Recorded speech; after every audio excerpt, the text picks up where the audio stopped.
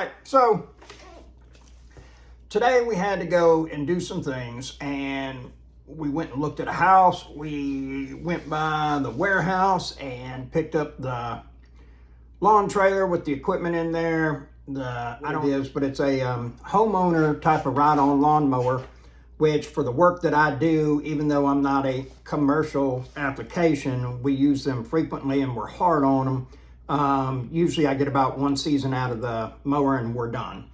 So now what I'm up to is I need to buy a probably a zero-turn mower, and I'm going to do some research, probably get one that's about 42 inches, and that's going to be part of my ramp down excursion or exit plan as far as getting close to retirement. And you know, because we spend about, in the middle of the season, about $600 a month on lawn care. So if I do it myself, that would be, you know, we'll just say spending $6,000, probably closer to $5,000, but that'd be $5,000 that is saved, and I could use that to put down on some property. And I've got a goal in mind with one that I'm doing an owner finance, and so they don't have the money for the down payment, but they do have an additional $600 a month, so they're putting that on it. Well, if you don't take that money and do something with it specifically, okay, for lack of better words, it gets lost in the abyss, all right? And if you're a business owner, you know exactly what I'm talking about. There's like, hey, there it is. Yeah. There's a thing out there that puts the Pac-Man on your money, all right? And if you don't designate it and put it towards something specifically, then you end up having problems. And I'm going to start taking that money and putting it on a that I've got, because I'd really like to get that property paid for. The other thing is that I could see myself ending up in a position where I only have about 5 properties that I take care of myself. They'll be the best ones. They'll be good performers, ones that stand to have a lot of appreciation to them.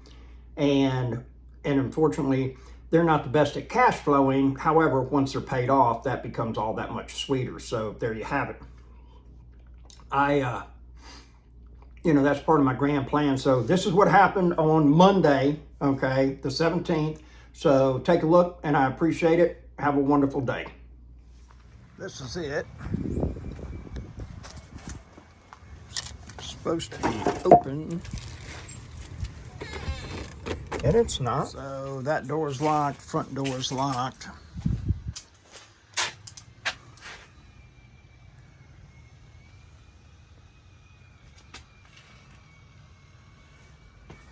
That plumbing is something else. So I'm believing that the hot water line somewhere busted, and that's why they got it doing CPVC now. And yep, got a stray cat around here somewhere that's howling.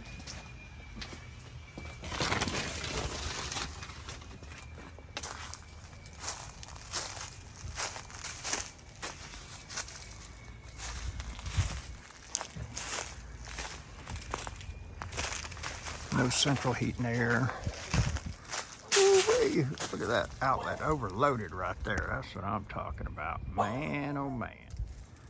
Yep, but do have the upgraded. We can put central heat and air in it. Yard really needs to be cleaned up. Vines, all kinds of stuff. So tell me, folks, what is it that you're thinking? What's your thoughts right now? Is it a deal? No deal? We are waiting on them to see if they can find somebody that's close by to come and let me in. And I'm going to go ahead and go up on the roof. Go up right there. What you want to do is come on the underneath and check. See right there, there's problems. Not too bad right there. But if I'd set the ladder up over there, we might have gone through. And unfortunately, this roof was done improperly. This should have been going that way and overlapped it to where the water runs off. There's a little bit of a pitch on it, but it ain't much. You would use what they call modified material to go on this. It's got what they call the base sheet, and then you put on the cap sheet, which is the top. All of these trees and branches, us in the roofing business, thank you very much, because that's what happens, and that cuts the life expectancy way down on your roof quick.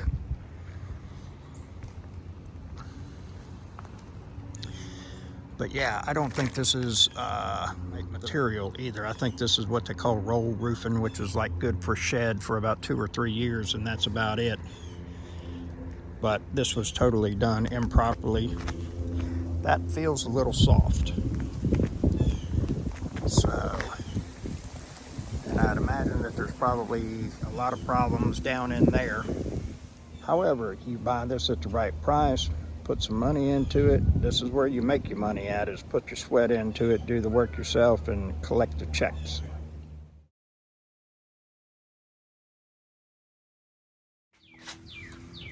When you got a bucket of roofing tar close by, that's always a sign.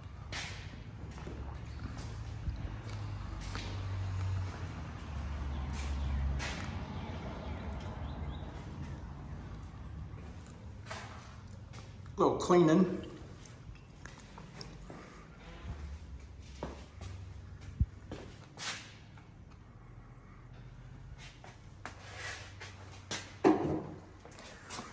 Always open your cabinets, look at your pipes, see if they've been replaced. Bottom of a trunk, and then mount the unit in a closet.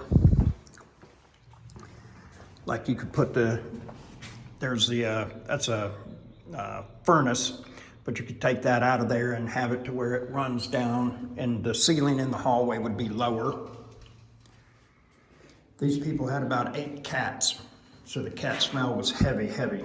You gotta love this electrical work right here. That's what I'm talking about, folks.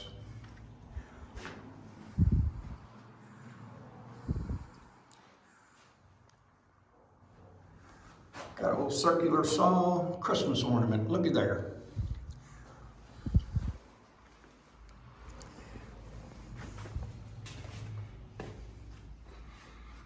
This is the heavy cat smell in here.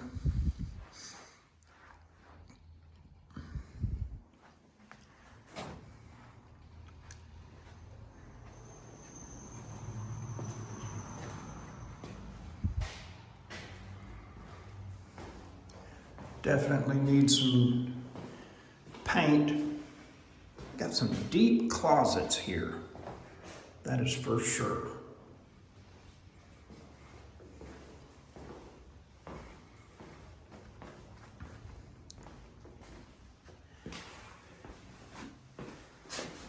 Always look around your drain.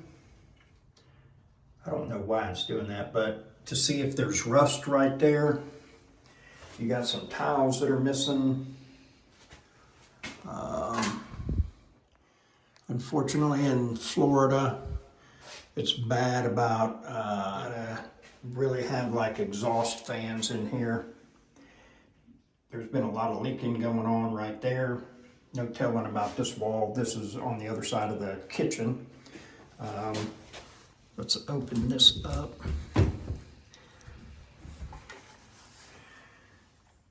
Yep.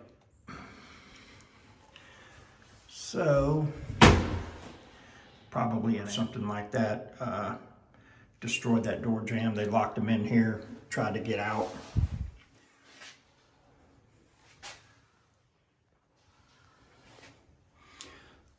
I would actually remove that window and put an exhaust fan and have it to where it comes on with that light.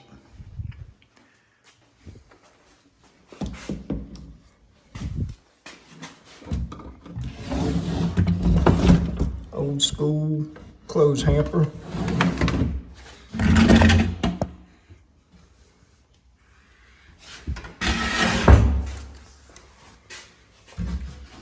Yep, nobody said I was good at editing, that's for sure, folks, so.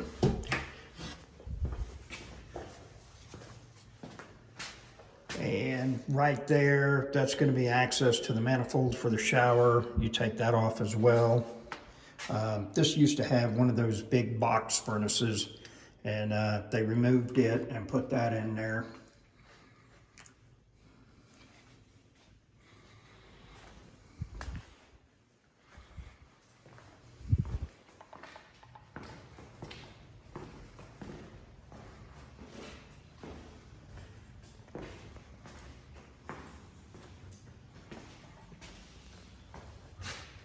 Their plaster has a life expectancy on it, you know, and usually it's about 40 to 50 years. And then there's a reaction, I call it cancer, but it starts going downhill like that. Just check, see how the doors open, you know, because if they're not, then you're gonna have to replace it. And that's more time, that's more money. This house in really, really good shape. This would rent for about $1,300 to $1,600 a month. You could probably clean it and get $800 a month for it, which it is. Personally, I'd try to clean that floor up, paint it, paint all the walls, just doll it up, and let it ride for about $1,000 a month until you got the money to come in here and really upgrade.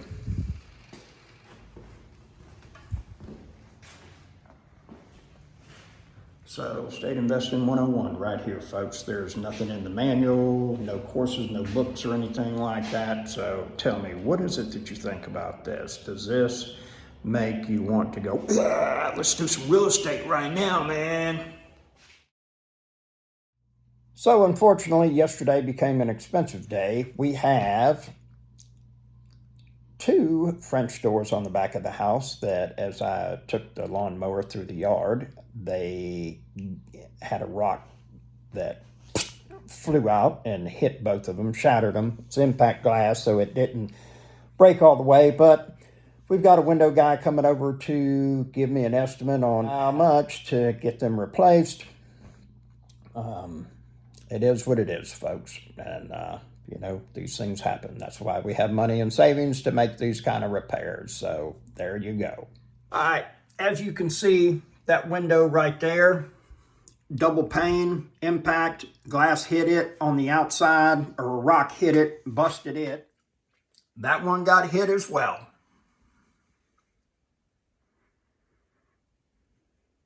All right, so it was a very expensive day. Broke 2 of those windows. The regular window, not the doors, but the regular window, that had been broken a number of months ago, but the guys were coming over, and so I was like, let me just go ahead and get this done all at one time. This week, I'm going to clean the backyard up. One of my dogs, I'm going to see if I can find a home for it. I'll be holding on to her, and I'm just ready to have a nice place. And the thing is that, you know, I've been putting time and effort and money into all of the rentals, getting them up and going and whatnot.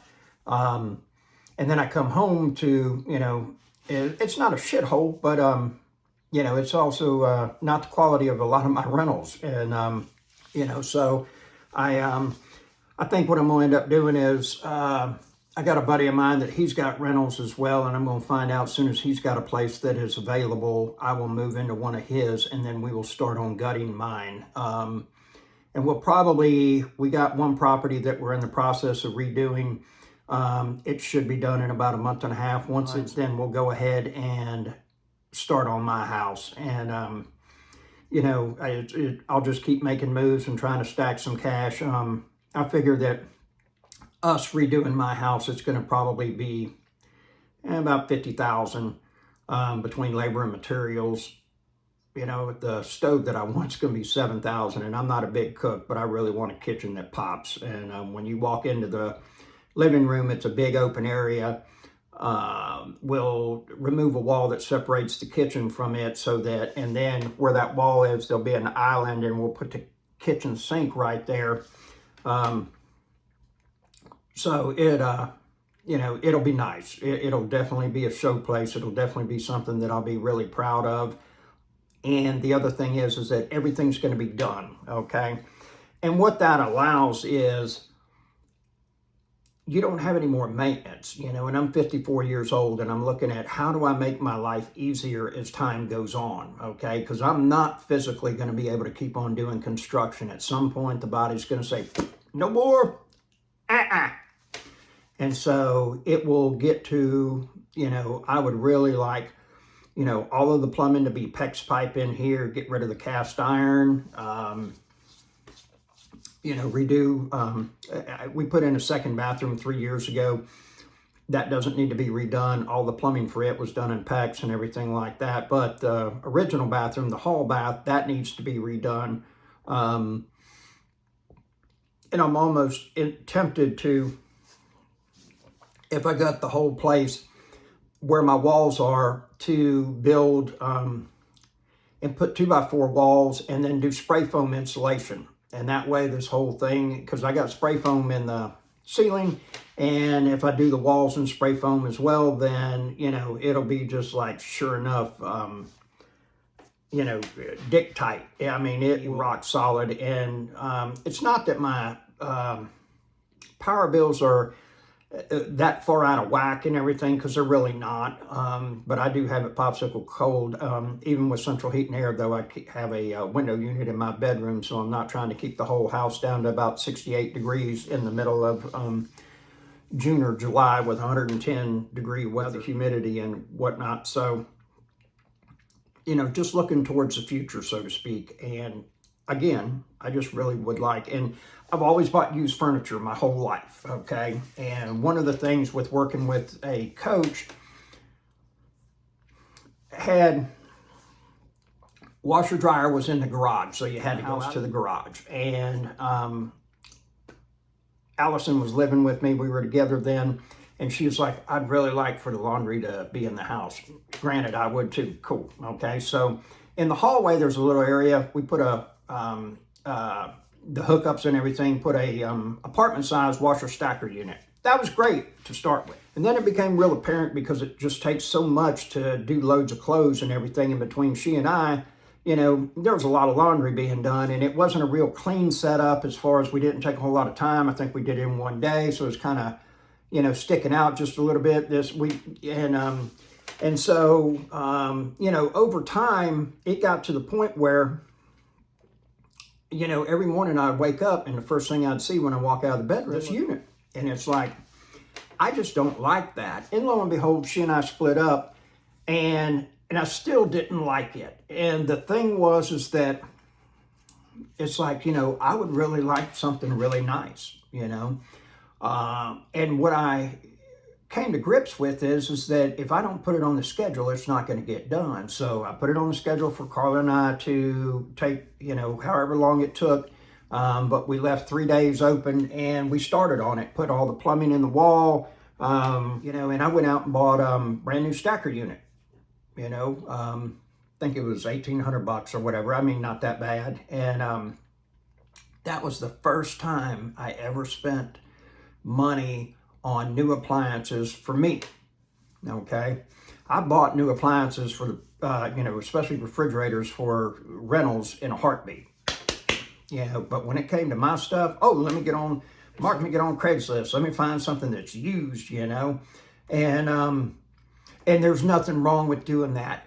That way of living has got me to the point where I'm at, okay?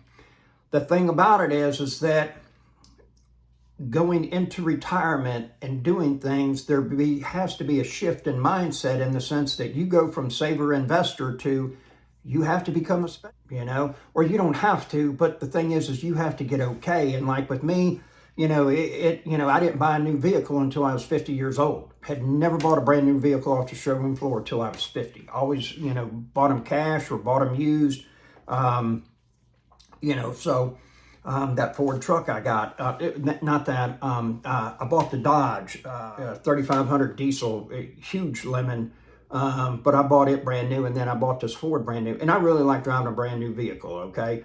I got this Chevy truck that's at the shop right now, and I love that truck. It's a good looking truck. It's got that 8.1, 502 cubic inches from Detroit, baby. And, you know, and that truck will pass everything but a gas station for sure. So, but the thing is that as time goes on, I want more of my time back. You, me, everybody. We only get 168 hours, you know. And I don't want to be fiddle farting around on the side of the road with a vehicle with 250,000 miles on it and everything. You know, if I'm going and taking a trip, I want to get there, you know. And it's just a choice that I've made. And I've got the freedom to do that now because I have drove those 250,000 mile vehicles for a very long time, okay? And that's part of my formula, you know, because I never had a job that paid more than probably 75, maybe 80,000 tops, okay? I've always had side hustles, always made money on the side. If I bought anything like a motorcycle, I'd always buy one way undervalued so that if my exit strategy is if I had to sell it quick, I would be able to make money with it. If I, you know, took my time, I'd make a lot of money with it. So that has always been beneficial and helped me.